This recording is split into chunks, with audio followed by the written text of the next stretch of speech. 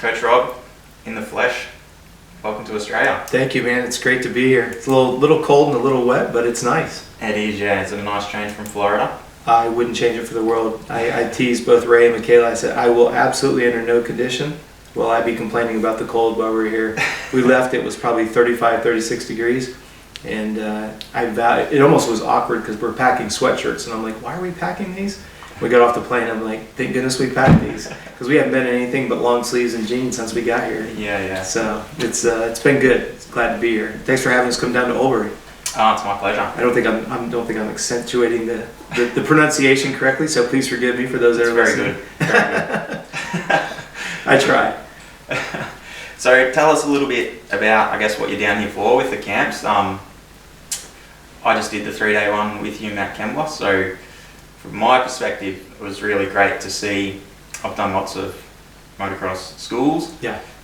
All they talk about is the riding. That's it. Okay. They give you very little or zero nutrition, recovery, all those other bits. So that's what I loved about how you do it, how you join the dots between all those things and how that affects our performance on the bike. Well, first of all, I appreciate you making the long, 10.5-hour drive to come up and be with us. It was great to have you there. I'd never seen a Serco on the track before, so I was impressed with that on a motocross track. Yeah, what we're here to do is we're hosting what we call level 1 and level 2 camps. And with the level 1 camps, what we're trying to do is get people to understand the integration of physiology, let's call it strength, endurance, flexibility, understand and incorporate nutrition and hydration, kind of wrap it all up with sports psychology, and then simply bounce it against the physics of a motorcycle. When we're on the motorcycle, I want people to understand that the motorcycle is nothing more than a moving gyroscope, forwards and backwards, left and right, top and bottom of the seat. So when people start to have that aha moment, like, why am I coming through the braking bumps and the bike's at a 45-degree angle, not realizing that it's the gyroscope that's put them in that condition. And we always tease, once you get into that predicament of the bike being sideways, it doesn't matter what's going on with the suspension, i.e. you bought expensive A-kit or you've got an expensive motor or whatever it may be. Yeah. If you don't understand the gyroscope and you don't have the strength and the endurance and the flexibility to bring it back, you're going to be on your head. And as you've heard me say over and over again, I've even said it on other podcasts, I don't care about whether you have 1 or 2 fingers on the front brake. To me, I'm worried about is the bike knifing through the braking bumps. Can you get the bike to stick both entrance, apex, and exit? Where's your body? Is it fighting against the bike? And as we talked about at camp, what we see is most people are fighting against the bike. Yeah. Because nobody discusses the gyroscope. One of the best examples I always like to say is when somebody's coming into a corner and they keep dabbing their foot. I don't think that the rider's doing it intentionally. Nobody wants to have a torn ACL, MCL. However, if we do a functional assessment and there's a power struggle between the hamstrings and the quads above and below the femur, well, that could be the reason why that, especially when you get younger kids and they've got this heavy boot on the end of their leg, they're not dabbing it because they want to be belligerent. They may not have the strength, they may not have the flexibility, or there may be a muscular imbalance of strength fighting against the head of the femur, and that's why they're not riding well. And they just get frustrated. So that's the unique approach we like to do with the camps. I'm not here to try to get into an argument about, like we teased about, how many fingers on a brake, when and where to sit down in a corner. Those to me are dominoes that you take care of after the first part's done, the foundation. That's why we call it level 1. Yeah. We get into level 2, get a little bit more sophisticated, and it goes on from there. So that's what makes ours unique. Yeah, I love it. So where did you, come up with that philosophy with the physics and how the bike? Because that, for me, the way you described it and how you, not just described it, but how you coached it and got us on the bikes and the stand and did those drills, that was like a bit of a light bulb for me. Good. Just a couple of those little things that really clicked. Good. So has that been something you've evolved over the years? It literally is. If anybody knows me and follows, I tend to be a little bit analytical with things. I've been kind of coined the Sheldon Cooper of motocross. And I take that as a compliment. My whole thing is I like to look outside the box a little bit. I think that, and I don't want this to sound sarcastic, when you look at the law of physics, it always works for you. We have a very large triathlon segment, and when you're trying to teach somebody to swim, I'll get this excuse that I'm too muscular, or I have big bones, or I'm too fat, or whatever the coin is. Yeah. And I always say, if I can make an aircraft carrier that takes and carries airplanes, and I can get a piece of steel that size to float in the water, I can teach you how to float. It's all about understanding hydrodynamics. Yeah. When we're working with triathletes on the bike, it's aerodynamics. When you get to the motorcycle, it's nothing more than the offsetting of the physics. And we do a lot in the road racing circuit as well. And you can imagine when you're looking at lean angles and you've got that much G-force, you've got lateral pull. We've done stuff in Formula One. You're looking at lateral pull coming out of turn 3 at the Indianapolis 500, for example. Mm-hmm. When you start applying the law of physics and you go from 4 wheels to 2 wheels, you start to have to kind of take a step back and go, and that's why I like to call it a moving gyroscope. If you've ever taken a top and you've spun it, and then you try to push it, you see how it kind of forces and kind of the physics is working against you pushing it.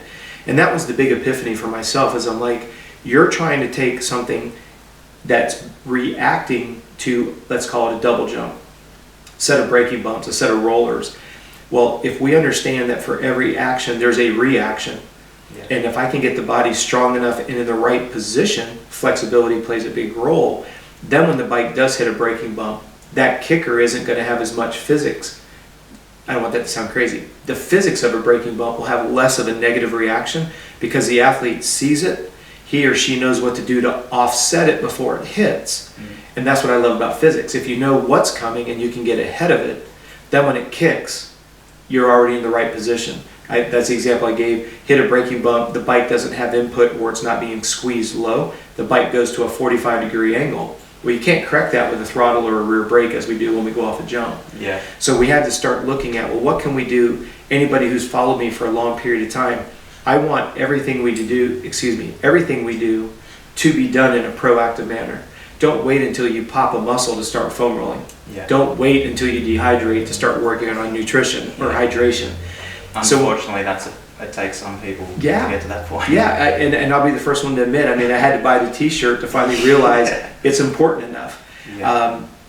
When we're looking at the gyroscope of the motorcycle, everything that I want to do, and I've said this even back to the CBS broadcast with Dungy, I was on public record as saying I don't live in a world of emotion, I work in a world of zeros and ones. And that honestly is the foundation of everything. In our running market, our triathlon market, our moto market, we do a lot in speed and agility. Tennis, we call it ball and stick sports, tennis, lacrosse, anything that involves acceleration, deceleration, pivot, and reacceleration. It still comes down to physics. And the motorcycle, because you're now working at high velocities of speed, and you've got the front end, the back end, you've got a body that's trying to ride it like a jockey on a horse, you've got to integrate the two. But what we have found is that they're kind of yin-ing and yang-ing against each other. Yeah. And that's how we came up with the whole principle and the formula, if you will. And we've really enjoyed the success. Even this weekend, we were talking with one of the moms, and the rider he's quite accomplished. He was 8 seconds faster at the track at Mount Kembla by the time we got to Wednesday. Yeah. To me, it's not about me. He understood the concepts and is obviously applying them. Because by the time we got to Wednesday, we didn't rip the track, we didn't groom the track, we just let it go its normal route. And he was still 8 seconds faster after 3 days. And that was during open practice where there was another 50, 60 bikes out. Yeah. So that's what warms my heart, is when somebody can, like you said, you have that epiphany, that's when we know that we're making some progress. Now you're going to have safer riders, you're going to have people that can ride longer, faster without risking getting hurt because they're not, in the wrong position, start to get tired, all of a sudden they hit the kicker with the wrong body position, well then that reaction is going to be much more exaggerated, hit the ground and you break. Yeah. So that's where we kind of close the circle. If you do have a get off, we want you to be both strong and flexible, but we'd rather you not hit the ground by understanding how to offset the physics of braking bumps, stutter bumps, acceleration bumps, whoops, step on, step offs, hit in the face of a jump and it doesn't go the way you thought it was going to go. Yeah. How do you correct that? Strength, balance, that's it. Absolutely, yeah. I love that I think the term you used was joining the dots backwards, but when a fault presents itself, that's not always, people always look at, if you're not, as an example, if you're standing up in the middle of a turn, then I love how it's not the turn that's the problem, it's probably coming into that turn. That's right. And same can go for race fitness too, like if you're blowing out at the end of the race, then it's probably not something you're doing on the track, it's what's going on off the track. Yeah, exactly. But that's the part that makes our sport so difficult, and we've teased about this numerous times. Everybody's answer is stiffer suspension, faster motor. Yeah. The problem is the faster motor, stiffer suspension is only going to bring your inept lack of fitness, lack of flexibility, lack of focus on nutrition, mentally distracted. It's only going to bring it to the surface quicker. Yeah. And that's the part that I think people misunderstand is, from a parent standpoint, you're never going to get a young rider who's going to commit to doing foam rolling until he or she can see that that's going to reduce the risk of injury. Yeah. So as a physiologist, I believe it's my responsibility for them to see, hey, do this, reap the benefits. And I always say, I'm asking you to do a lot of stuff in blind faith. You may not understand the why now until you have a fourth gear wide open get off and you're able to run back to your bike. Yeah, exactly. That's when you'll be able to go, wow, okay, it's working. Instead of, well, Rob has said to do the foam rolling. I didn't do it. Had a 4-speed get off. Now I've got all kinds of torn tendons and ligaments. And we need the listeners to understand tendons and ligaments. Ligaments attach bone to bone. Tendons attach muscles to bone. Well, if that tissue is not pliable, that's where you're going to tear stuff. Well, I'm the first one to admit, foam rolling is very, very boring. Yeah. But if you know that that's going to make the tissue pliable, it's going to reduce your risk of injury. So the parents need to understand that you've got to find ways for it to resonate with the younger riders. The older riders need to see the importance of it. You're already dedicating a lot of time and resources. The time, and you heard me refer to it in camp, the non-sweating components. Absolutely. The most important component is going to be sleep and eat. The next two components are going to be strength and flexibility.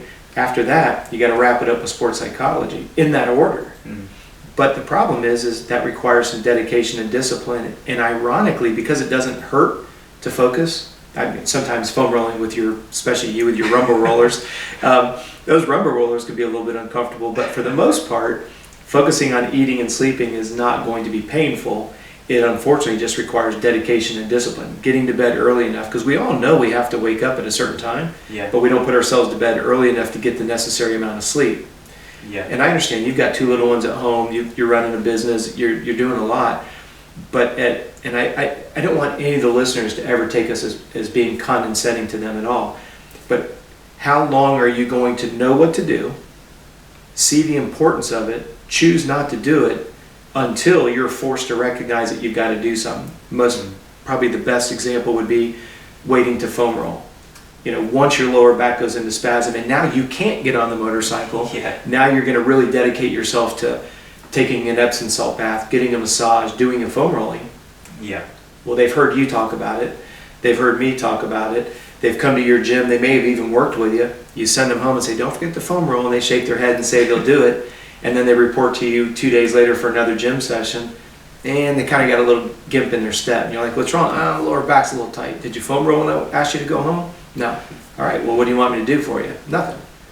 Okay, I think, unfortunately, some people have to go down that, or go on that journey to get to that point. But I think our sport, and you kind of mentioned it at Mount Kembla there, but our sport, I think, there's such a disparity between the amount of money people are spending to go racing and the amount of time and money they're investing in their own health and performance compared to any other sport. I agree. To go and play footy or go be a triathlete, well, you were telling me the other day, triathlete bike's pretty expensive. You get my drift. Like, to go play football, you buy a pair of $100 footy boots and away you go. You're off. Absolutely.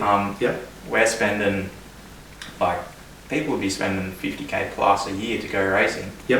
And then they're eating Cheerios and just garbage. And it's crazy. It's crazy to me.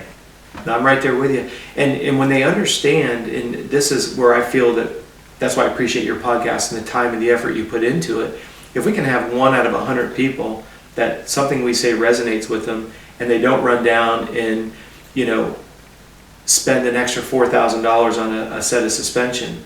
You've got some tuners, and I apologize, I don't know them right off the top of my head, but shout out to TuneTech. Yeah, absolutely. Thank you. I didn't want to mispronounce it. That's the best investment you can do on your motorcycle. Yeah, absolutely. And I'm sure that he would say the same thing, not because that's what he does.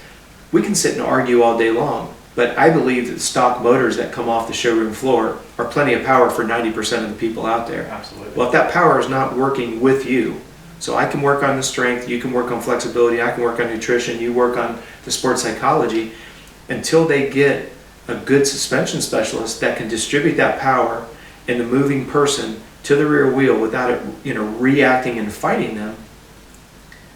I don't know what the price is. I know there's a whole spectrum, but we're not talking thousands of dollars to get your bike to get your suspension dialed. Yeah. So for somebody who is wanting to make the biggest progress in the smallest amount of time, just simply invest in good suspension, get it set up properly for your weight, your riding style, the conditions, understand tire pressure. Now let's talk about what you're going to do off the bike to ride that to its potential, which brings it full circle. Take your stock motor, take your stock suspension, let it get properly set, and then let's talk about the things. We're still not even talking about high intensity workouts, sweating, strength training, the non-fun stuff, the hard work. We're still talking about, like you said, food, sleep, flexibility, the non-sweating components, but we'll spend $50K going racing, but yet we won't put ourselves to bed 2 hours earlier. Ouch. Ouch. Well, and like food, it's such a we have to eat. You gotta eat. So you gotta put food in your mouth. So it's just simply making a better choice. And again, that comes down, I think sadly people don't, the knowledge they have is not allowing them to make those choices sometimes. Absolutely. Which we've spoken about before, but hopefully the more information we give them, they can make those better choices. And I like what you just brought up, because you kind of have two situations. You have those that don't care. That's its own issue. Helping them to understand the importance, and then they become accountable and responsible. Boom, we got that done. Then when they make that commitment to it, providing them the simple, non-agenda information, as you always hear me say, fruits and vegetables and lean protein. I'm not making any money off that suggestion. Yeah, that's right. So keep it simple, keep the agendas out. Just in 100% transparency, most people know I own my own supplement business. I don't want you on supplements until we identify that you're not getting enough amino acids, some vitamin C, D, fish oil, whatever it may be. Start with real food, please. Please, start with real food. How do you do that? Go to your grocery store, shop your perimeter. You're good. So for somebody who says, okay, I'm going to listen to Ben and I'm going to make that commitment, then they jump on the other side of the fence and they're like, all right, what do I do? Fruits, vegetables, and lean protein. Go. If you did, how much can you mess that up? Now, you and I both know the biggest challenge we run into is once they make that commitment, they don't get enough of it. Yeah, for sure. But you can't screw up fruits and vegetables and lean protein. Yeah. It's that simple. So that's why I appreciate your podcast, and I appreciate the people that are willing to listen, because they've been told protein's good, protein's bad, fat's good, fat's bad, carbs good, carbs are bad. So by Friday, they're like, I'm back on the other side of the fence because I don't care anymore. Because somebody wants to sell them a jug of something, a bar of something, a can of something. No. Keep it real food. And that's what I hope your listeners really pick up on is, all these agendas and the ads in the magazines and online ads and all these, so-called pros endorsing the product. That's why it's called an endorsement. Are they really, you and I both know there's a lot of people that endorse products that don't use them. And it's hard for I don't want this word to come across the wrong way, but to the average Joe, they don't know how to decipher between the credibility of an ad and somebody they respect endorsing it versus are they really using it. And then we get into the efficacy of the product and integrity and advertising and all that. That's why I say strip it away. Keep it simple. Same thing with a motorcycle. Don't go buying everything in the world that you can. I mean, my goodness, these stock bikes can put a hurting on anybody. They're so fast. Absolutely. Why are you going to take and send it off and get it ported and polished and slap the pipe on it and a header and redo the timing and mapping? And I was like, whoa, time out. You ride the socks off that stock bike with the suspension dial and then move from there. So like you say, it's all relevant. The consistency. Food is your fuel in the bike. Well, nobody goes to the track and says, I'm going to fill my gas tank up one time today. But yet they think that they can eat breakfast and they're good all day long. Their excuse, I can't eat on race day. Okay, just don't put any more fuel in your bike. I don't know what else to tell you. Your fluid is going to be your radiator, and your high quality foods, particularly fats, are going to be your lube. It's going to be your oil and your engine casings. If you can draw a parallel with those, you get it. It's no more sophisticated than that. But not everybody wants it. That's like you and I've talked about off the record. that's where the self-serving agendas become a little bit disheartening. Yeah, for sure. Because we're just out there trying to spread the word. We're not trying to peddle products or services. Yeah, that's right. That's all, you know. And that's what I love about the MotoE camp, because you give the riders that knowledge as well. I really love, like, even when we're sitting down having our lunch break, you're drilling them with information on nutrition, and which was really cool. I love that. Well, I appreciate it, and like you saw, my big thing is, okay, we're having lunch. Talk to me. What are you confused about with nutrition? Yeah. Because the great part is, would we have 20, 25 people there, maybe 35 with parents? Yeah.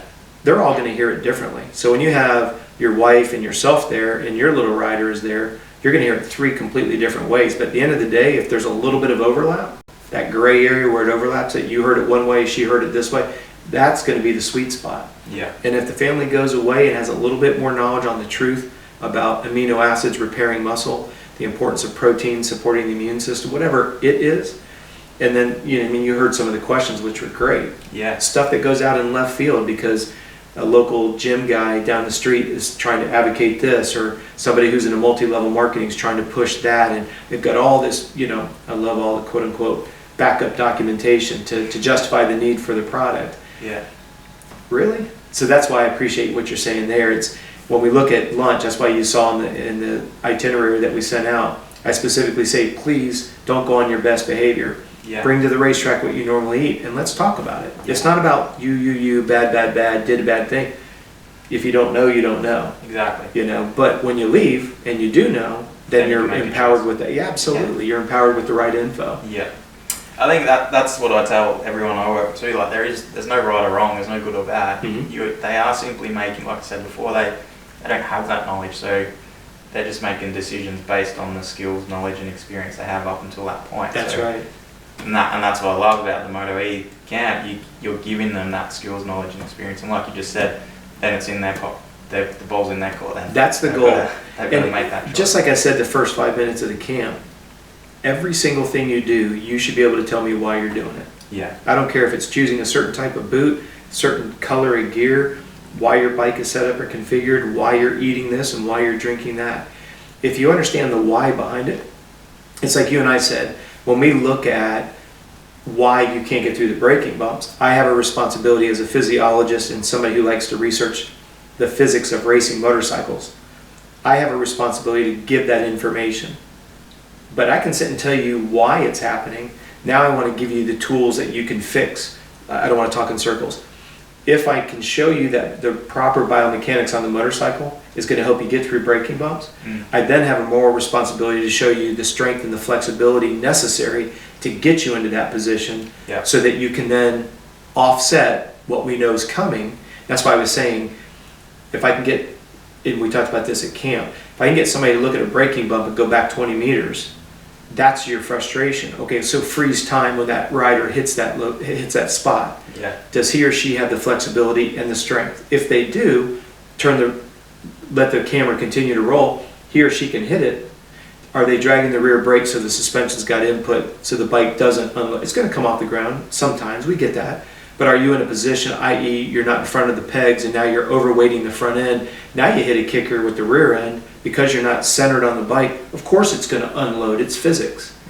You see how this domino continues to build? Yeah. But it's that idea of, let me explain to you the physics from a moving gyro stand scope. Let me jump back over here to the physiology of what's it required. Let's put those two together, and you see that braking bump? How are we going to handle it? Now we're back 20 meters going, okay, I understand what the bike's going to do. I understand what I need to do. Like you said earlier, off the bike I've done what I know I need to do. Yeah. I've educated myself on the physics of the motorcycle. I put those two together, now let me hit that braking bump. Yeah. And you knife right through it. Yeah. And you've heard me say this over and over again. What I have to then preach is, okay, you got through the braking bump, that's awesome. But now your entrance speed in the corner is 2 kilometers faster than you've ever gone. Yeah. But nobody's told you how to use the front brake to make the corner. Obviously, we're not going to go into everything we go into the camps here for the sake of time, but the frustration with the rider, and I loved what you said, rider comes into a right-hand turn and high sides to the left. That's physics. Yeah. There's no reason for the motorcycle to stand up when you're going right, unless, and the rest of it goes back to camp. Yeah. Things that need to be taught. Yeah. If you don't understand that, well, the rider goes in, he or she tiptoes around or high sides, and I don't want to be a bearer of bad news, but you and I both have seen this. How many people have broken their wrist or blown out their AC joint in their shoulder because of a high side? Yeah, lots. Especially when they're high-speed high sides. Yeah, for sure. So, okay, I can teach you how to get through the braking bumps, but if I don't teach you how to get into the corner safely, then you high side. It's natural to put your hand out. Put your hand out at a high-speed get-off. The head of it, I don't want to talk big terminology, but the top of your arm here, your humerus, it can only go back so far. And then once it reaches the back, that's when the tearing begins. Yeah. You hear people saying, I blew my shoulder out. Got rotator cuff tear. I got pec major tear. Well, please, to the people who are listening, I don't want you to get overwhelmed what I'm saying. The end result is now a blown out shoulder or a broken wrist. The catalyst for that was high side. The catalyst for the high side was bike didn't have input, not learning how to control entrance speed. Yeah.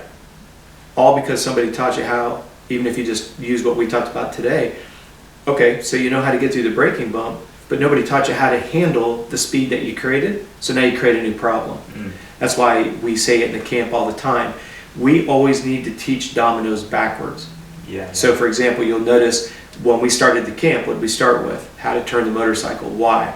Because you turn for cash, where they say jump for show, turn for dough. Yeah. Very, very fun cliche to say. Yeah. But the idea here is most riding coaches, and I'm not calling anybody out, they want to go right into entrance into the corner. Yeah. That's their big push. Well, that's what I was going to say. Everyone at that camp got better, got faster through the corners, and I don't think once I had you instructing anyone to accelerate harder into the corner or brake harder before the corner. That's right. That's where we get into level. That. It was all about the technique, and everyone got faster at turning the bike. And I like what you said about, no two shoes fit everybody the same way. It's meeting the person where they're at on age, maturity, experience, having the insight to say, okay, at a certain age, we're going to start having to deal with ramifications of injuries, scar tissue, lack of range of motion. You work for a living, maybe not as fit as you want to be or could be. So you meet that person where they're at, and you say to them, okay, you could do better in the corners if you just dedicated 3 20-minute sessions a week to flexibility. Yeah. Well, they need somebody to tell them that, because, and particularly guys, we all like to do what we're already good at. We don't like to be told we're bad at anything. So when somebody can say to themselves, hey, okay, the best use, I've only got 20 minutes a day, what should I do? Should I go do cardio? Should I do strength? Or should I do flexibility? Well, how am I supposed to know that? What is your biggest physical limiter on the bike? If you can't catch your breath, probably should work on cardio. Yeah. If you're just getting so tuckered you have to sit down, probably should work strength. Yeah. If you can't get into the right biomechanical position, you probably should work flexibility. That's all. Work on your biggest problems first, and eventually they all become good. Yeah. So, like you're saying there, that's why you never hear me say, get on the gas earlier. Some of the stuff is beyond the scope of the podcast, but there's a time and a place to transition into power. And as you heard me say, when you make the commitment to power, it's got to be 100% commitment. It's on. Yeah. But the dominoes, let's call it 5 dominoes before we commit to power, those all have to fall in place. As soon as one domino falls out of sync, high sides, low sides, getting passed in corners, getting passed by people you shouldn't, all the frustrations that people get going. That's what we're trying to avoid. Yeah. I think that's another thing. Unfortunately, people a lot of the time are just going around in circles with their training. Like they're not testing anything, so they don't actually know what their weakness is. There you go. Whether it's muscular, whether it's flexibility, Totally whether it's agree. endurance. So they might be training, but they're just essentially beating their head up against a wall. Training for the sake of it. Getting their heart rate up. They're not actually achieving anything. It goes back to what you said. Before they didn't care. Now they care, and they're training the wrong way. Or nobody brings any insight to them. I always say it this way, and for anybody who's listening to your podcast that's a physician, I'm not trying to throw you under the bus, but when you go to somebody who gets paid to do orthopedic surgeries, they want to cut. That's how they get paid. When you go to a doctor, he's getting paid, she's getting paid by writing scripts and getting you back in the office. What we're talking about is you go to the gym because you commit that you want to be strong, and then you hire somebody that's in the gym that understands nothing about the functional strength. And that word's getting adulterated now like no other. I've been doing this since '78. I've always worked in a three-dimensional plane. Yeah. Now some of these new, let's just call a spade, CrossFit wants to get into this big buzzword of functional training. Functional training has been around for forever, Yeah, but it's just real sexy and sizzling, and you can put it in really small outfits and get these really lean bodies, and I get it. It's fun and it's challenging. Yeah. My point is, if somebody's listening and they want to be better, I don't care if they're riding off-road or they're riding dirt bikes on a motocross track or road racers or mountain bikers, or you've got a very diversified listener base. The idea is, at the end of the day, you need to be going to somebody such as yourself that understands the demands of the sport you're doing, understands what it's going to take to be successful, not just get through it, but actually that continuum of improvement, as we always talk about. Yeah. So one of the things that disturbs me is when a parent comes to me, and I had this exact thing happen. We were at Loretta's, and for the listeners, Loretta's is our amateur national championship back in the States. It's a 6-day race. Yeah. Practices on Monday, the races begin. If you can only race 2 classes, so the way the calendar falls is you usually will race 1 time a day, maybe 1 day a week you might have 2 motos. That's not where I'm going with it, but we get to the middle of the week and we're there, and this dad comes over and he is irate, just absolutely irate, and he's like, I need to talk to you. I said, what can I help you with? He's like, I don't get it. He goes, I hired a nutritionalist, I hired a sports psychologist, I hired a strength and conditioning coach, I have a stretching coach. He just goes on this laundry list of all these professionals that he got. Yeah. And of course he had a riding coach. And he's like, my son's riding worse now than he's been riding all year long. And how do you tell him? And I'm not saying anything that he didn't convey. He's like, I spend almost $6,000 a month on professionals. Yeah. And my son's slower now than he's ever been. And I tried to explain this concept that you're yin and yang. A strength and conditioning coach who knows nothing about moto, all he can see is bike weighs 100 kilos. We're going to make you strong. Yeah. Well, strong to push and pull in a three-dimensional plane is different than being just physically strong. Well, he or she as a trainer only sees be strong. Yeah. Somebody who's a facilitated stretcher, they're trying to make you look like a gymnast or a Gumby. That's not always good. So then all of a sudden you go to a nutritionalist who doesn't understand, look at these new watches nowadays. You and I talked about this off the record. With these new watches, they'll give you the caloric burn. Yeah. So when you've got a nutritionalist that doesn't understand that, a 75 kilo person is going to burn close to 1,000 calories, 1,500 calories, and I've literally seen it as high as 1,500 calories in an hour. Yeah. And they're like, oh no, we're going to pull out this little generic formula. We're going to take your kilograms and we're going to divide it by this and we're going to multiply it by that. And that's how many grams of protein you're supposed to take in. Are you kidding me? Yeah.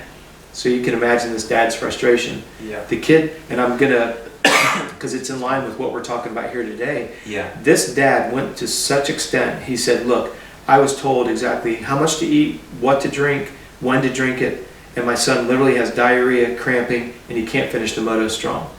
And he's like, then why did I hire a nutritionalist? I'm like, man, I'm sorry you spent the money on it.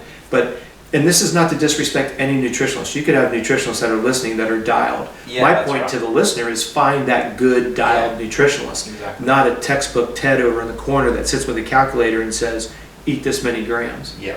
Look at the broader picture. Yeah. Are you in weather that's 35 degrees and 100% humidity? Fluid needs are going to be different. And we have our own methodology on how we evaluate that, but it needs to be real world, not this clinical setting. Yeah. You and I have talked about this off the record as well. That's why I'm not a big fan of VO2 max assessments. Yeah. You're going into a clinical setting and with controlled environment of temperature and humidity. How does that exemplify what you're doing outdoors? Yeah. If it matters to you that your VO2 max number went up by 2, cool, go for it. Yeah. I'm not going to ask you to spend the money on it because I don't see its relevancy. So that's what we want people to always understand is, what you do, you personally, is priceless for somebody that wants to make the greatest amount of progress in the shortest amount of time. We're not sitting here beating our chest like we know everything, but we know what we know, and we explain why we know it and why you should do it. Yeah. Other trainers are like, hey, you just wait. Next week I'll explain that to you. No, you just wait till next week. I'll explain that to you. A year later, and lots of money later, and not really reaching your goals. And then I always love this one when you ask, hey, why are we not getting where I thought we were going to be? So let's say it's body fat, strength to weight ratios, max heart rate, time to fatigue, whatever. Now they're offended because you questioned them. Yeah.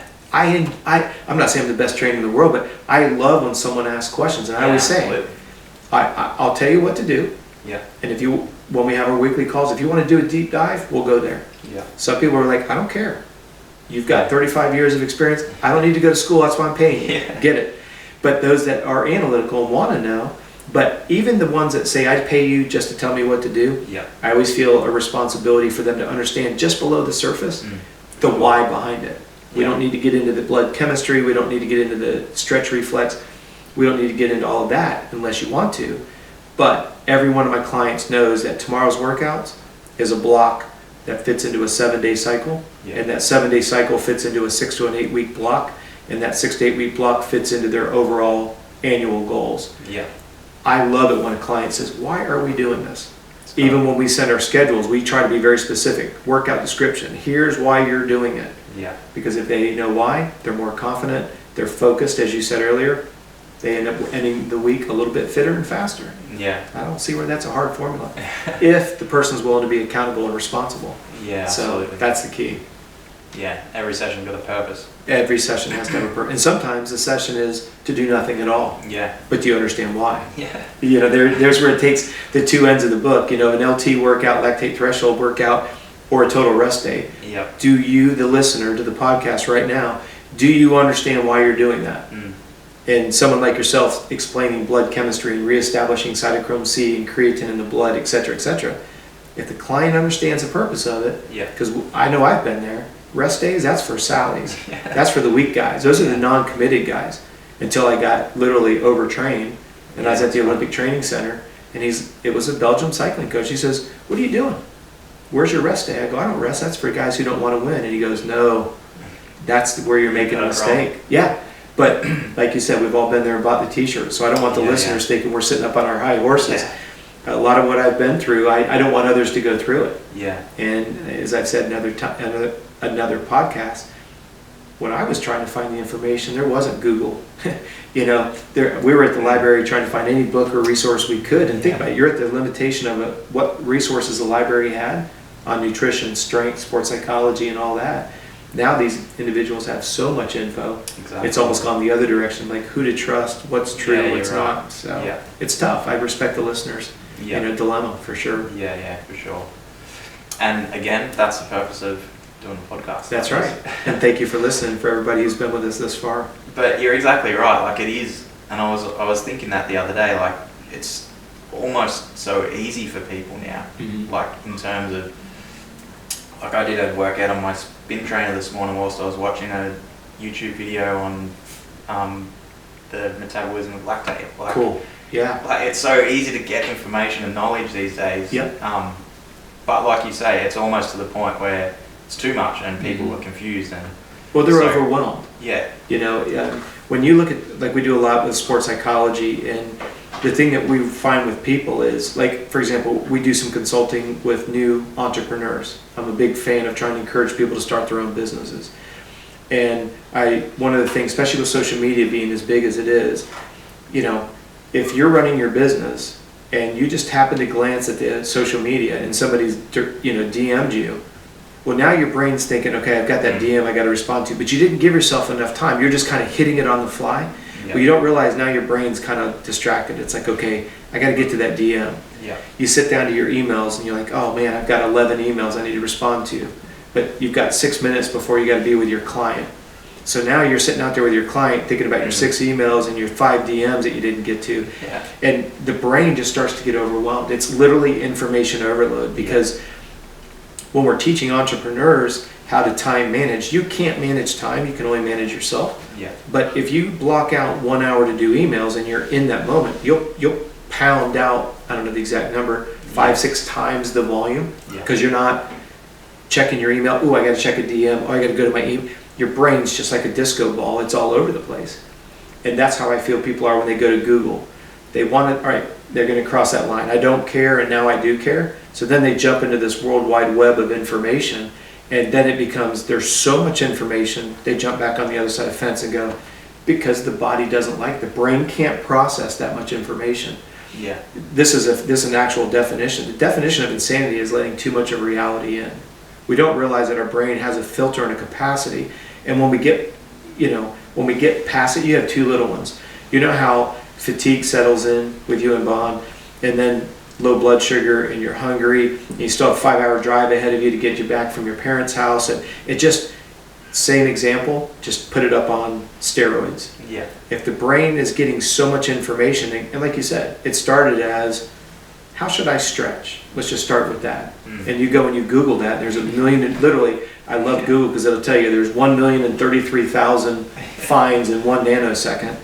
Which one do you look at? Which one do you click on? Yeah. And then heaven forbid you click on 3 different ones, you get 3 complete different opinions. So that's when the person says, forget it, I'm back on the other side of the fence. Yeah. It's exactly what you're talking about. Yeah. It's on one side, there used to be no information, so no one did anything. Now there's so much information, people are not doing anything. Yeah. And that's why we do things in video, that's why we do things in articles, that's why we do live workshops and camps, because we respect that everybody learns it differently. Yeah. But at the end of the day, it's getting, and you hear me say this quite a bit, I want all the listeners to understand that you as a listener to this podcast have a responsibility to cross-validate every number that you look at. So we look at 4 variables, 5 depending on some clients, on a daily basis. Color of urine, hours of sleep, body weight in the morning, body weight at night, hours of sleep. So what we're trying to get you to take a look at is your body weight in the morning is not a sign of body fat, it's a sign of inflammation and swelling. Your body weight at night tells me if you're getting enough fruits and vegetables and if you've properly hydrated through the day. When I look at hours of sleep with the new watches and the sleep variables, not only do we look at how many hours, but we look at the quality of sleep, how many sleep cycles, etc. When we're looking at color of urine, if you really tore the muscle tissue down cross-training or riding your motorcycle and it's dark yellow and has a pungent smell, we know that that's a variable for the need for more protein. Yeah.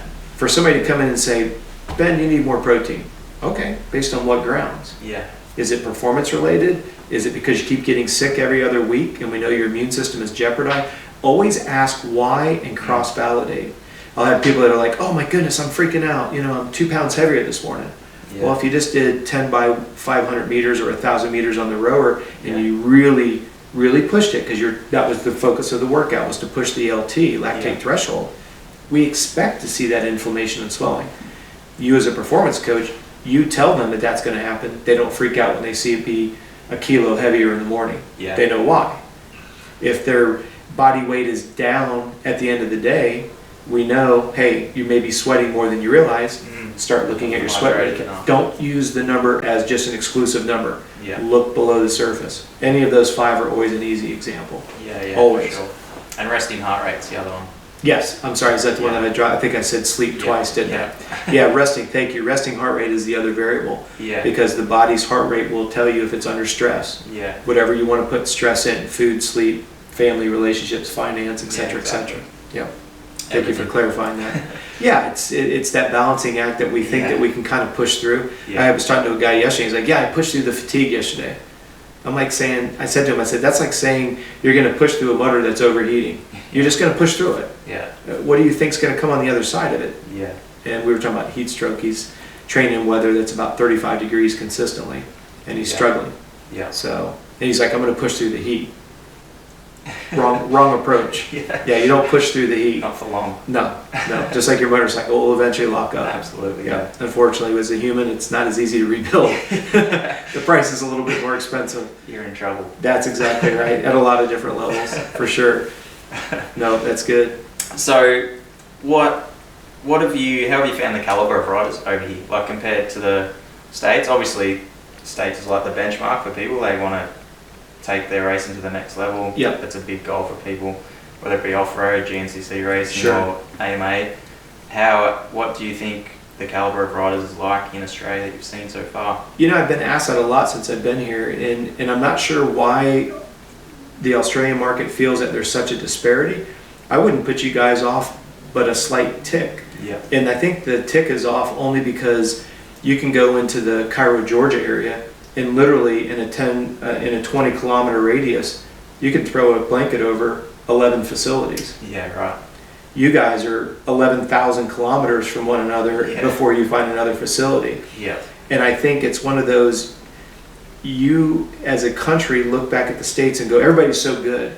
They're not. They're not any better than what your top caliber riders are. Yeah. I think it's more of they have so many different places to ride, so they get good at dirt, they get good at clay, they get good at elevation and all of that. For you to deviate from, Albury, which is relatively flat, to say Mount Kembla, that's got a lot of elevation, that's a 10-hour drive for you guys. Yeah. I mean, back at the States, you could go 2 hours and have that. Like, for example, I live in Orlando, and from my house to, I don't know, for the listeners, we manage Ricky Carmichael's Goat Farm Amateurs. Yeah. From my front door to his front door is 5 hours. But the elevation changes up there, it's like being in a different country altogether. We're talking 5 hours. Yeah. So when you, and by the way, leaving Orlando and going to his place, I literally will go past 75 tracks. Yeah. Private as well as public tracks. Yeah. Yeah. And if you saw the private tracks, they look like, because they literally bring in DreamWorks. Yeah. And these guys, Pay 'em to build it's literally to awesome scale. track, yeah. Literally. Yeah. So I want all the listeners to understand there's not this huge gap. Look at how well Hunter Lawrence has done since you've come over to the States. He had to get kind of acclimated into that steep curve of Supercross. Yeah. But look how well he's done. And look at him at outdoors in particular. Yeah, for sure. You guys have outdoors. He had, and I'm sure you could give me 5, 6, 7 guys that would be right on par. Todd Waters has done really well. Yeah. If you kept all equipment relevant. Yeah. Lawrence has got a good ride. That Geico bike. But Yeah. I want all the listeners use Hunter as a perfect example. Mm. There isn't this huge discrepancy. Look at Ferris. Yeah. Ferris was kind of working on trying to get the Yamaha. Get thrown into a new bike. It's not like he had 6 months of off or three months of off-season Yeah, it's a testing. bit of a hard deal. Yeah, but he's still in the top 10. Yeah, for sure. But that's what I want the listeners to understand. You've already got an overall with Lawrence. You've got Ferris, who's been in the top 10 almost every moto that he's competed in. I know he just parted ways with Yamaha, but I don't think the gap is as big as you guys think it is. Yeah. The one thing I will say that I respect over here is the receptiveness to learn. Yeah. Right. Anybody who's listening to this back in the States will agree.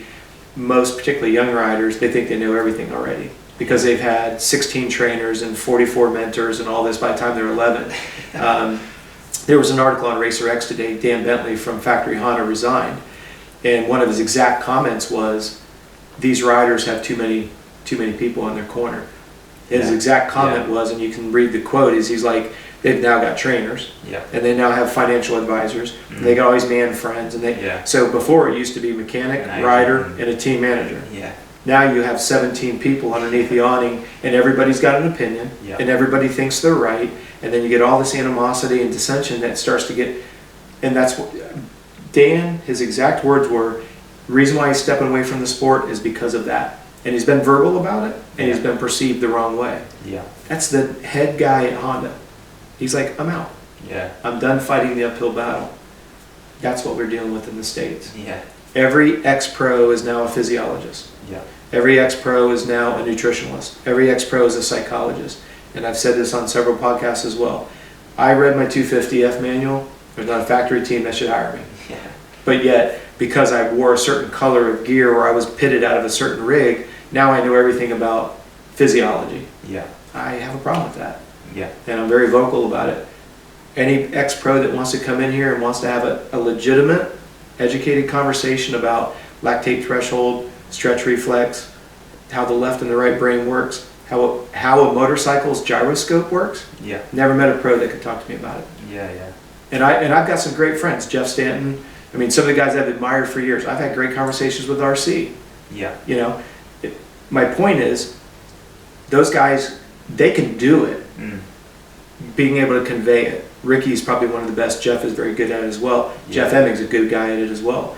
But the idea here is the ones that come off of a factory ride and now they're all of a sudden a human performance coach and then want to argue. Yeah. That's when I'm like, bring it. Very politely bring it. If you want to sit down like we're doing here comfortably and you want to have an adult conversation and not scream and call names. Yeah. Because I'm not going to sit and get into a deep conversation with Bones Bacon over at Pro Circuit about coating the inside of suspension, and because I've had great conversations when he was working with Christophe Purcell, and Christophe wanted the back wheel as far forward and I forgot, I think it was actually Martine. Martine likes it further in the back. Yeah. And so he's telling me how the angles of the linkage is changing. I'm like, man, my head's about to blow up. I'm fascinated with it, but he's measuring stuff to the nth degree, and he's talking about that changes the start, and it changes where they're sitting on the seat. But am I going to sit and argue with Bones that he shouldn't have that rebound and compression set to X and Y clicks? Yeah. Really? Yeah. But yet I'll have an ex-pro that wants to argue with me about whether or not, and I've had this argument, literally, that one of my clients that I sent to him as a riding coach, the riding coach is now telling my rider that he's eating too much protein. Yeah, right. And he honestly told him not to eat eggs for breakfast, but to eat cereal. Yeah. And this is an ex-pro. And his wife, here you go, here's where it gets really deep. Ex-pro, whose wife went and got a nutritional weekend degree. Yeah. And the wife says, you need to get a little more carbs in your system. Yeah.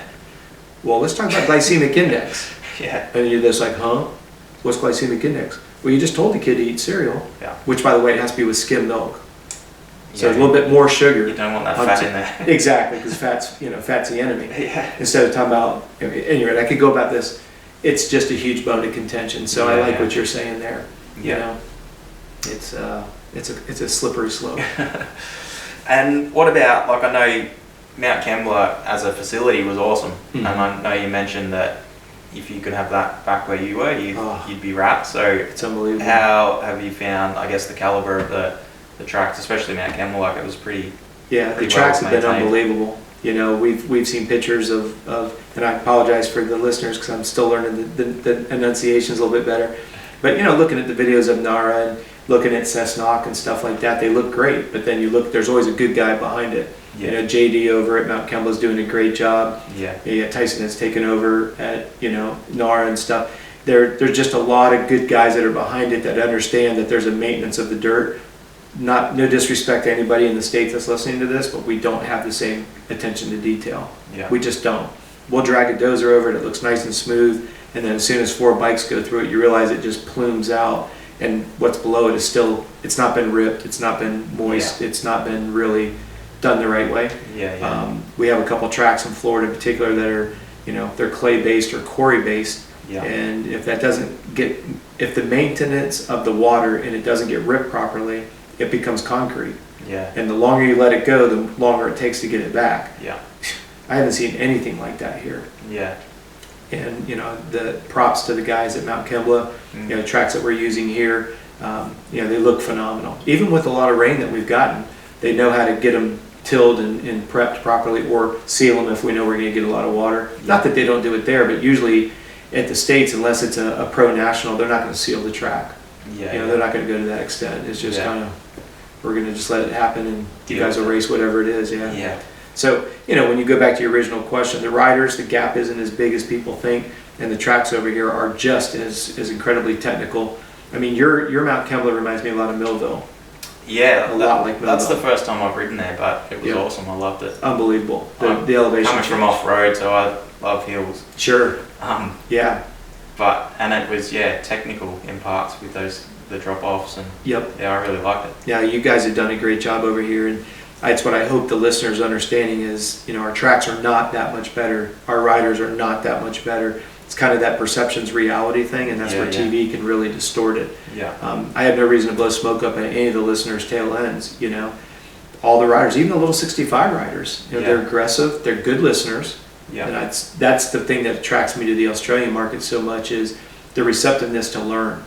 You know, the parents are good. We all know that some of the moto dads could be very difficult to deal with, and even the dads would come up and ask questions afterwards for clarification, where I'm not getting questions about clarification at home, I'm getting arguments. Yeah. Well, this coach said this and this guy said that. Okay, that's cool. Call the coach up, let's talk about it. I'm not going to say that I'm going to prove that I'm right, but I'm going to prove I'm not wrong. Yeah. Not because of my opinion, but because I'm going to show you how the bike's going to respond or how the body's going to respond. That's what I want the listeners to understand, is it's never about me. It's about you and your motorcycle and your frustrations. But I have a responsibility to help you understand it. Once you understand it, you don't need me. And that's what I want, is I want people, hire us for 6 months, let's figure it out. And my goal is to always get you on your own. That's why we just launched a MotoE's membership area. It'll go live here in about 2 to 3 weeks. But the idea is, I want to empower people with resources. I want them to be accountable and responsible. and go. Go do your thing. Yeah. If you want to meet with me one-on-one, that's why we have camps and clinics. Yeah.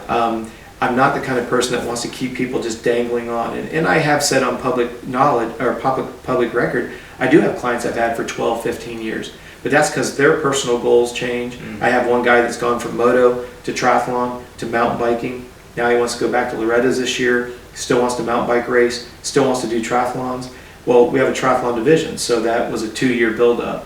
When he wanted to go into Loretta's, that was a new transition. He decided to do a couple hare scrambles and enduros. That was a different transition. So that's how the years add up. Because I don't want somebody to say, oh, you talk about work and then go away. No.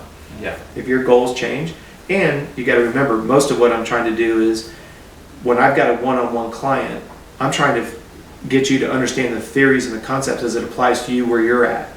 Some guys don't want that or have the time for it. You know, so that's a big component of it as well. But it's not about keeping people in the dark all the time, as you've heard me tease about. Yeah, absolutely. You know? We don't want them to be dependent on us. We want them to be empowered. Yeah. Big difference. Totally, for sure. So tell us about what do you think, I guess, what can you see that Australia needs to take their success or the level of racing to the next level? I think it's going to be more of the investment in the youth. You know, if you think about it from a supply stream standpoint, what's coming in is so narrow. And if you think about a stream going into the ocean, it's like there's not enough water coming in to keep the ocean going. And it's not just here, it's back home as well. I think and you know, talking, and I don't want any track that's listening to us, I don't want to sound like I'm being remiss, but speaking directly with Nara, his whole vision is his peewee, or we call them peewee tracks, I think you call them junior tracks. Or nipper tracks. I don't know the exact term on those, but at home, well, at the Nara track, he's investing as much effort into that peewee track as he does the big track, because he knows if they pay, stay, and refer, it's going to sell bikes, they're going to buy bigger gear as they grow, and I think that's what's got to change. And you know, we've had some great conversations with the NSW while we're here. They've got Lauren, the new marketing director. She's very, very motivated to grow the sport, and I think that's the answer to your biggest question is the sport needs to grow, and it's only going to grow from the bottom up. If you have the same 8 or 10 people that are sucking the sport dry, eventually they're going to go away. It's just everybody ages, whether we want to admit it or not. Of course, I'm 28 again. But the idea here is people need to turn that model upside down. You know, that's why I own my own amateur team. And at the end of every call, we do a call every week, I say, you've got to take one of these pieces of information and give it forward this week. Because we need the sport to grow. I get questions all the time. I've had people that I've worked with. One particular guy that I worked with, worked him up. He wanted to become a coach. I got him placed at a facility. He's now making a living there. And now, of course, he's taken my methodology. He's applying it. So I get a phone call from somebody who said, hey, don't you feel that this guy's stealing your info? I said, no, he's giving it forward. Because to me, there's... Making the sport better. That's right. And there's plenty of riders that need good instruction. And what we need is more good coaches, such as yourself. And that's not to blow smoke up your tail end to anyone who's listening, but you know, you and I forming a partnership, you being a MotoE performance coach, is because I do see your vision, I do see your passion. We see a lot in line with one another. We want the sport to grow, and everybody's got to make a living. You've got 2 little ones. I have 3 little ones. I call them little. They don't like to be told that, but I think they're little. You know, I've got 3 little ones at home, and we all have mouths to feed. We have responsibilities. We have companies that we need to run. But at the end of the day, it's not about price gouging anybody. It's about giving that information forward, letting the sport grow. And trust me, there's enough riders out there to have a million good coaches. It's the key is getting the educated coaches. Just for the listeners, this will be the first place that we've publicly discussed it, but we've got a MotoE coaching certification that we're working on. And when that goes public, that's exactly what we're going to do is we want people to be following the same methodology about how to do it right. We said it at the beginning of today's podcast, tying the physiology with the physics of a motorcycle. There's a right and a wrong way. The right way is a blast. You felt it yourself. You even mentioned it to me off the record. You know, also in the cornering's easier. Landing the backsides are easier. Rhythm sections aren't so frustrating. Great, glad to hear it. Now you're going to be enjoying riding your motorcycle longer, faster, and safer. Absolutely, yeah. How does that model break? Yeah. But when everybody starts getting selfish, you know, they don't like the success that Ben's got. He's got too many athletes he's coaching. Really? That to me seems like an oxymoron. But if people can get away from trying to be just take, and start to give it out a little bit more, sport's going to flourish, tracks are going to flourish, you know, City Coast Cycles, you know, they're going to sell more bikes. Yeah. You know, they've been phenomenal. They hosted our first Meet the Coach. We're going tonight to Buzz's, you know, Bikes and Bits. Yeah. Is it Bits and Bikes? Buzz's Bikes and Bits, yeah. Yeah, sorry, I don't want to say that, because I love that. I love the way it says. But, you know, we want him to move bikes. We want people to get excited. We want listeners that maybe got away from the sport, come back to it. You know, we still have inexpensive bikes like two-strokes that you can still rebuild and have fun with. Yeah. But at the same time, I want them to reach out to you and, you know, get strong, get flexible, understand nutrition, so they can ride those dirt bikes and ride off-road 2-3 hours, you know, and have fun with it. That's really what it's all about. Yeah, yeah. Well, unfortunately, I think some people, the way I look at it, they've either got a growth mindset or a fear-based. Yep. And if you're a coach and you've got a fear-based mentality, Yep. You don't want anyone to know what you know, or That's right. someone's going to take your. That's right. If you've got a growth mindset, you know, like you and I both know, there's absolutely more than enough information out there. Yes. There's more than enough people out there. Yeah. Yeah. So and those sadly, people put themselves. Sure. They minimise themselves when they do that. No, you're exactly right. I couldn't agree with you more. The mindset's got to change. Yeah, yeah. And it will. So tell us a little bit, because we probably better start wrapping up so we can get down to buzzers. Yeah, absolutely. But tell us a bit about what you've got planned with the MotoE facilities in Australia. Well, what we've been working on is we've had a 10-year plan that we've been working on. So back in the States, we have 4, soon to be 6 facilities, which will be, they're all MotoE facilities. We're co-branded. We don't own the facilities. I'm not in the business of dirt and dozers. I don't know how to move dirt, and I don't know how to run dozers. Even though I want to learn how to run a dozer. Michaela can attest to that. I'm always fascinated with dozers. Anyway, I digress. But we have 4 facilities that what we want to do is we want to build an amateur development program where athletes around the world can come to the States. We've got the facilities in place. They're using the MotoE methodology.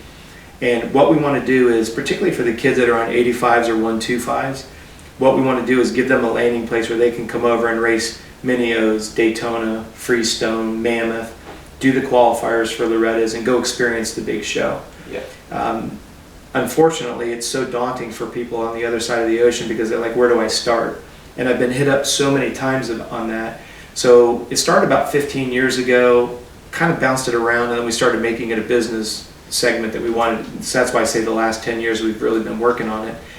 And so what we're doing now that we're in Australia is, you've got a relatively large country, and so what we're going to do is we're going to create MotoE coaching hubs all the way around the country of Australia. So we have yourself here in Albury. We've got Ben Franklin that's up at Mount Kembla. We're working with down in Melbourne in the Perth area, working in that area. What we want to then do is then branch it off and get into like the Nara area, so that there's no overlap, but if somebody that really likes what we're doing, they know that they can call you up and they're going to have a consistent, like we were saying earlier. Yeah. There needs to be a consistency at these facilities, and we need to create one huge network. Yeah. Our goal is we want to work very closely with NSW. We want to start providing videos and articles and live webinars to all 120 tracks, no matter what the size. If they're, you know, the smaller size tracks or the big ones, anybody who rides there, we want to be a resource for them. Yeah. With the ultimate goal of, if you want to come to the States, as I mentioned earlier, we own our own amateur development program. We've had it for, this will be our 13th year or 15th year, I apologize. Because we started originally with only having a co-factory team. It kind of blossomed, and then we started a factory team. So we only have a 3-man factory team, and then we have a 10-person co-factory team. Yeah. So what we're going to do is, if somebody is here in your area and they're like, yep, I want to come to the States, without sounding arrogant, unless you give them the stamp of approval, we won't entertain bringing them to the States. Yeah. Because what I want the listeners to understand is, it's not who's got the deepest pockets, it's got the most heart. Because I can take and work with dedication and heart I can't work with a spoiled brat whose mom or dad has a boatload of money. Yeah, If you want to do that, there's tons of facilities in the States that you can go drop your kids off and put them in a $500,000 and they'll take your money guaranteed. Yeah. What we're looking at doing is building an experience for these athletes to really learn and get a chance. You're not going to come over to the States as a 250 pro and make it. It's just a raw reality. Yeah, for sure. I mean, these teams are picking these kids up at 5 and 6 year contracts on super minis. Yeah. If you don't get into that cycle early, but I will say this politely, because of the sponsors we have, 6D helmets, Shades of Gray, we have some really, really good sponsors. So now when the riders come over, if you don't have a goggle sponsor, we can hook you up. We've got Leah, we've got 6D, like I said. Yeah. So when we look at all of those things that are already in place, saves the parents money. They get a place to stay. We know what and where to go. They don't have to live at a facility. We want them to live in a house. We want the kids to have a normal life, not be homeschooled and living in a motorhome in 12 square meters. What we're interested in is they have a balanced life. We're just trying to do it differently. We've seen how the other side doesn't work, so that's why we're putting it together this way. So the goal is, as we continue to build these MotoE hubs around the country, then have an ultimate place for them to come to. So that's the goal. And we'll be able to announce who each one of the human performance coaches are once we get those solidified. I don't want to throw names out there and then somebody say, oh, you didn't tell me that was already done. So obviously you're in place, Ben's in place. Perth and Melbourne is right on Melbourne, I think is the way you say it. So that's almost in place there. And then we'll see where the other facilities pick up. So we're super excited about it. Yeah, it sounds like it's going to be really good. It's been a long road, but nothing good comes easy. What do they say, Rome, or what do they call it, the 5-year overnight success? That's it. Yeah, that's where we're at with it. But we appreciate the opportunity to be over here. It's a great country, and everybody involved with the tracks, track managers, and I may be giving the wrong titles, but everybody's been fantastic. It's a pleasure to be here. And the receptiveness has been very, very well. It's overwhelming for me because it's just cool. They're really cool people, and they treat me like a human, which is nice. I just want to give info and they want to listen to it, so that's cool. Yeah. Well, and that was what was so cool at that camp. Like the people, they were lapping it up. Absolutely. Lapping that knowledge. So yeah, that's what was so. I guess I came away from it realizing that people need that. Yep. A lot, because you can, I guess, sort of often think that, like I said, they don't have the information, or they're not making those choices, but it's probably because they haven't been given that platform. Sure. So yeah, I came away from that just realizing that like these kids and these parents do want this information. They really need it. No, so I agree. Well, and even when we were over at City Coast Cycles, it's a lot of the things that were said was, I never thought about it that way. I didn't think about it that way. No one's ever presented it that way. That's when I know that we're doing the right thing. Yeah. We have a different approach, and I like what we do, and I like the results of it. Like I said earlier, it's not about me. It's about all the listeners knowing what to do, why to do it, understanding how to do it, and then just enjoy it. So that's it. It's a pleasure to be here. Thank you, Rob. Thank you, brother. I appreciate you coming over here. No, thanks for the invite. To Albury. It's going to be good. Thanks for your time. All right. Thank you. Peace.